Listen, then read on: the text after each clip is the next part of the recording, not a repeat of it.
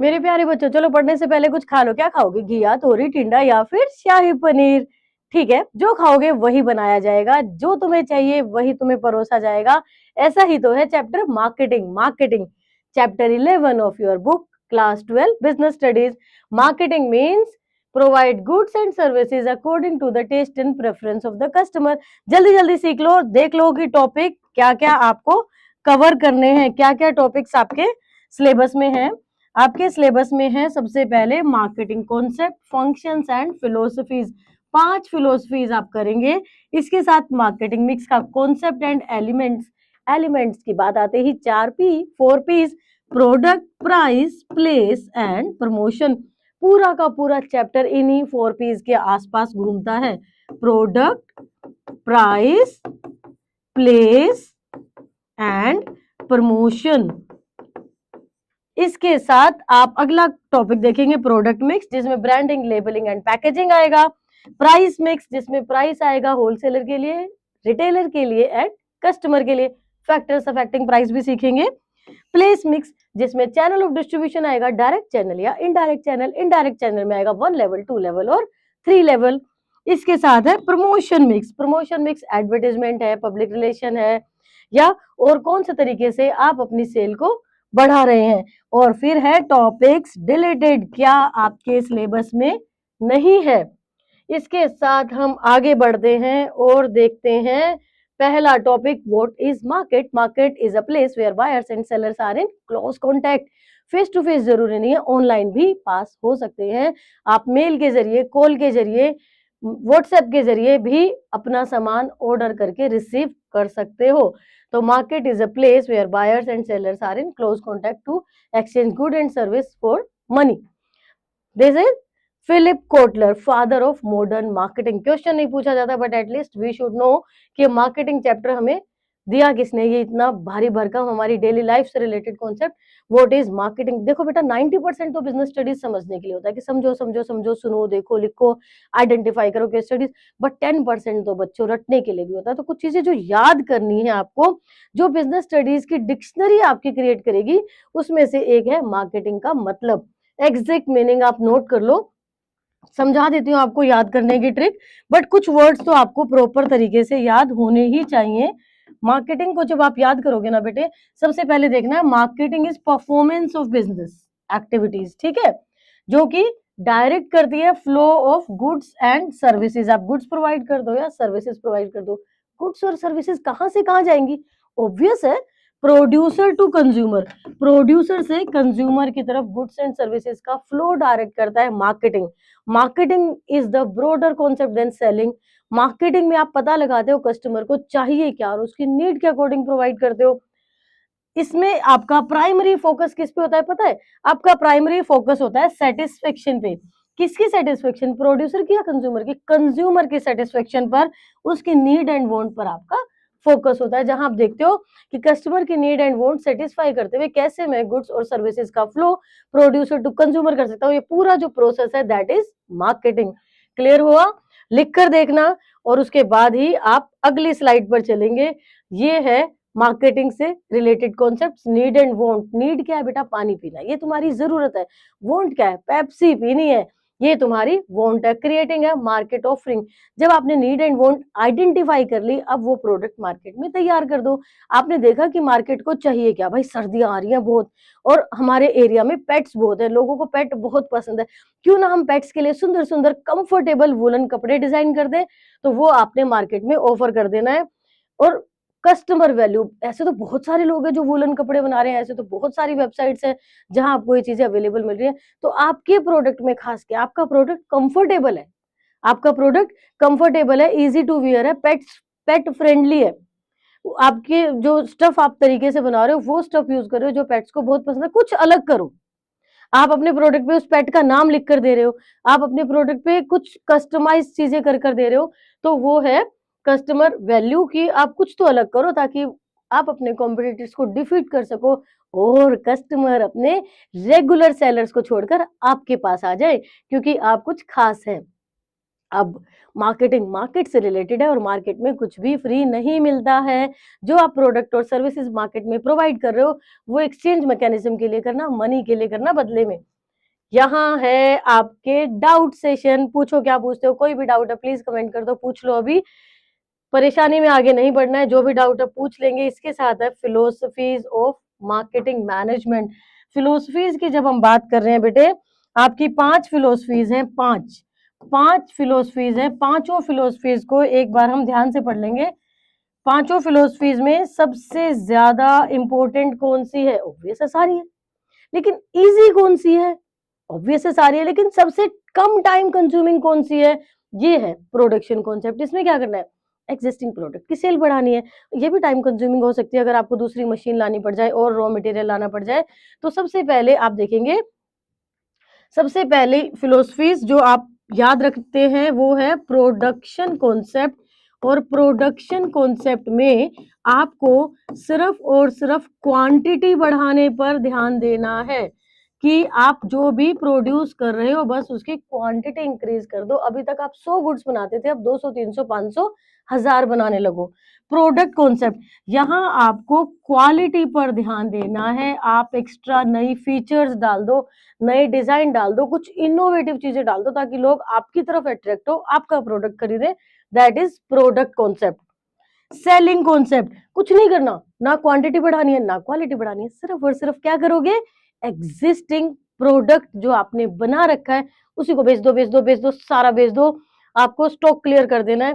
यहाँ आपका फोकस होगा हार्ड सेलिंग पे, प्रोड्यूस करने पे, ठीक है, प्रमोशन करने पर। यहाँ सुपीरियर प्रोडक्ट बनाना है, आपको क्वालिटी बढ़ानी है। और यहाँ आपको क्या बढ़ानी थी बेटा? क्वांटिटी बढ़ानी थी। प्रोड्यूस मोर सेल मोर, यहाँ ज्यादा बना के बेचना है और यहाँ एग्जिस्टिंग वाला बेचना है। समझो, यहाँ भी ज्यादा बेचना है, यहाँ भी ज्यादा बेचना है, यहाँ ज्यादा बनाना है फिर बेचना है, और यहाँ ऑलरेडी बना हुआ रखा है, बस बेच दो, बेच दो, बेच दो। मार्केटिंग कॉन्सेप्ट, मार्केटिंग का मतलब आधे कस्टमर की नीड एंड वांट को आपने सोच लेना है। तो यहाँ कस्टमर की नीड पर, उसकी सेटिस्फेक्शन पर आपका फोकस होगा। जो कस्टमर को चाहिए वही प्रोवाइड कर दो, वही बेच दो। तो यहाँ आपको क्या करना है बेटा? यहाँ आपको सेलिंग पे फोकस करना है कि सेलिंग हाई रहनी चाहिए। यहाँ आपको नीड एंड वांट पे फोकस करना है कि नीड एंड वांट सेटिस्फाई करते हुए प्रोड्यूस बनाओ, प्रोडक्ट करो और फिर सेल कर दो। यहाँ भी मार्केटिंग है बेटे, नीड एंड वांट तो देखोगे बट साथ में देखोगे social welfare. Need and want तो यहाँ भी देखोगे, कस्टमर की नीड एंड वांट को सेटिस्फाई करते हुए गुड या सर्विस बनाओ, बट कोई ऐसी चीज मत बना देना जिससे सोसाइटी को नुकसान हो रहा है, लोगों को नुकसान हो रहा है, इन्वायरमेंट को नुकसान हो रहा है, वैल्यूज, कल्चर, एथिक्स को नुकसान हो रहा है।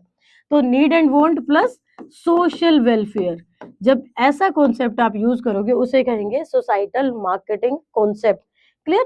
तो ये पांचों फिलोसफीज आपने देखी, और अब इस पांचों फिलोसफीज की डिटेल्ड एक्सप्लेनेशन देख लेते हैं। प्रोडक्शन कॉन्सेप्ट, जहां आप क्वांटिटी बढ़ा रहे हो, जहां आपका मेन फोकस क्वांटिटी बढ़ाने पर है, और यहाँ profit through volume of production है। फिर प्रोडक्ट कॉन्सेप्ट था जिसमें आपने क्वालिटी बढ़ाई थी।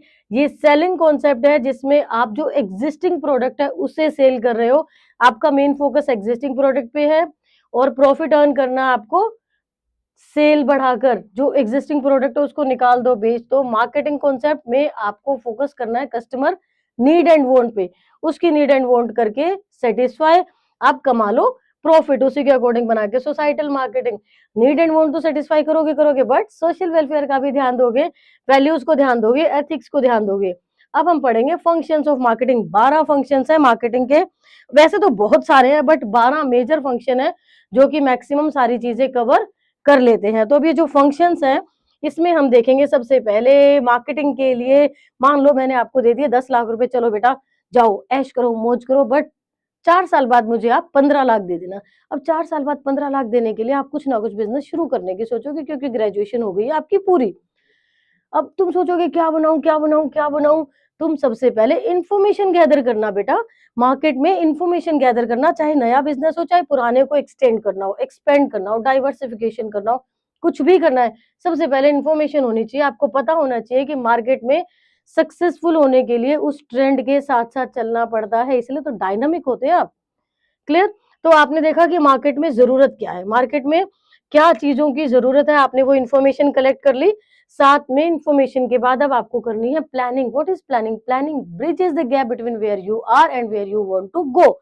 आप कहाँ हैं और कहाँ जाना चाहते हैं, ठीक है। तो यहाँ आपने प्रोडक्ट डेवलपमेंट करना है, प्लान करना है, क्या डिफरेंट एस्पेक्ट्स को पूरे करते हुए, डिफरेंट ऑब्जेक्टिव्स को पूरे करते हुए, कि भाई कैसे मैं इस टास्क को पूरा करते हुए प्रॉफिट अर्न कर लूंगा, बिजनेस में ऑब्जेक्टिव अचीव कर लूंगा, ऑर्गेनाइजेशनल ऑब्जेक्टिव को अचीव करूंगा। ऑर्गेनाइजेशनल ऑब्जेक्टिव होता है बेटे survival, profit and growth. Product designing and developing. चलो अब आपने सोचते सोचते सोचते सोच लिया कि भाई मैं तो आज से ये ब्रेसलेट बनाने शुरू करता हूँ, ठीक है। आपने सोच लिया मैं तो ब्रेसलेट बनाने शुरू करता हूँ, क्योंकि मैंने सिर्फ 10 लाख ही दिए और 10 लाख बहुत ज्यादा नहीं होते, तो आपने ब्रेसलेट प्रोडक्शन की सोची।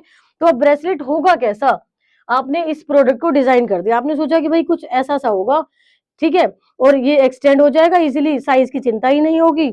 और आपने इसका प्राइस भी रखा 5 रुपए, क्योंकि आप इसे 3 रुपए में बना लेते हो। तो यहाँ हो गया प्रोडक्ट डिजाइनिंग एंड डेवलपमेंट। आपने पहले ही डिजाइन तैयार कर दिया ताकि आप आगे बता पाओ। जब प्रोडक्ट बन के तैयार होगा, क्या सारे के सारे प्रोडक्ट की क्वालिटी बिल्कुल सेम निकलेगी?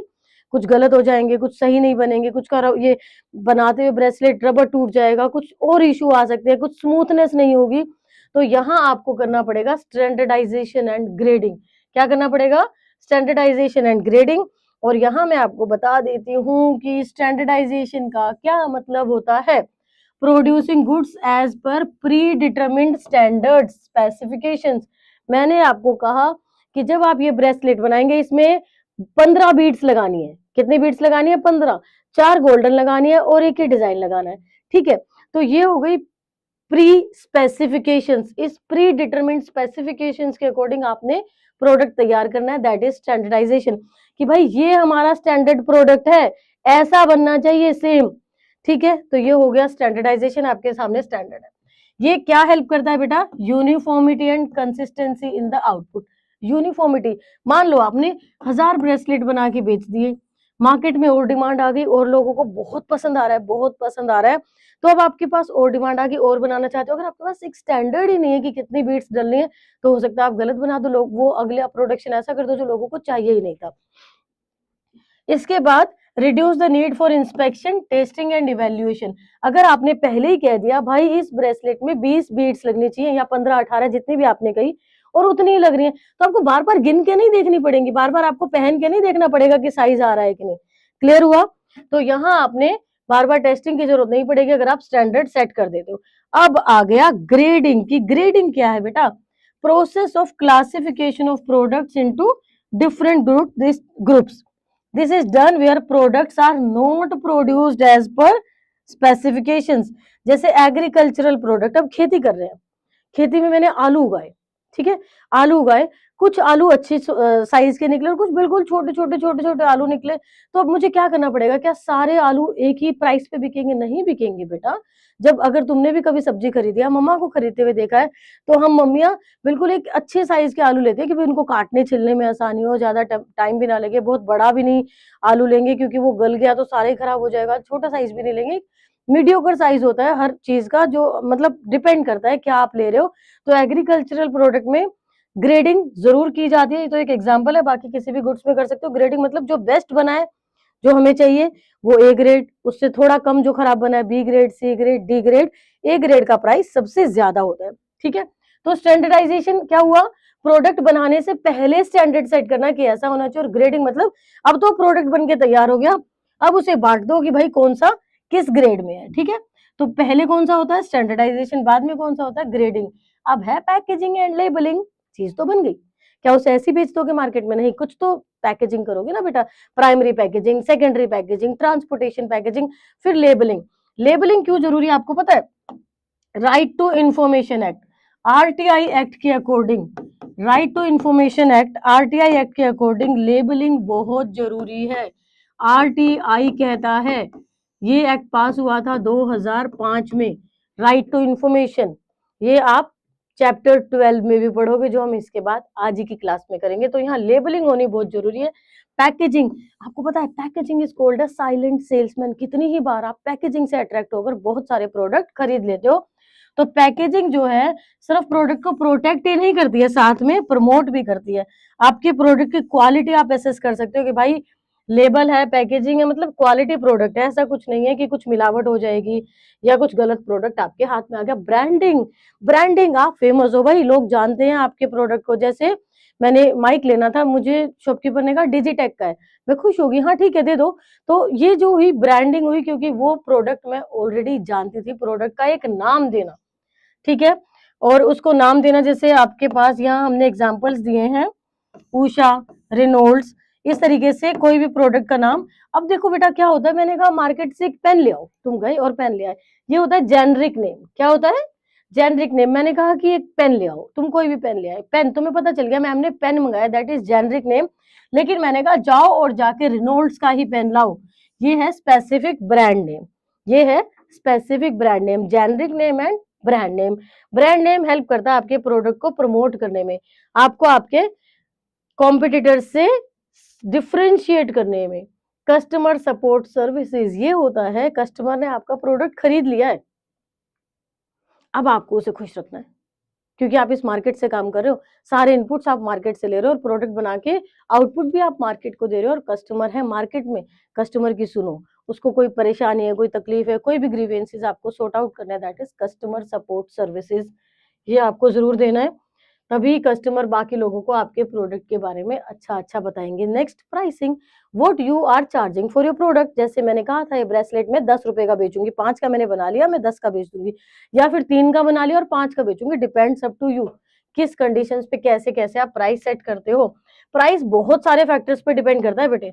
प्राइस डिपेंड करता है कि मार्केट में डिमांड कितनी है, प्राइस डिपेंड करता है कि रॉ मटेरियल कितने का आया था, प्राइस डिपेंड करता है कि गवर्नमेंट की पॉलिसीज क्या है, प्राइस डिपेंड करता है कि फ्यूचर डिमांड क्या है, प्राइस डिपेंड करता है कि इसके रिलेटेड या सब्स्टिट्यूट गुड का प्राइस कितना है। There are so many factors which help us to determine price. But price होता क्या है? Amount of money a customer has to pay obtain for product और सर्विस।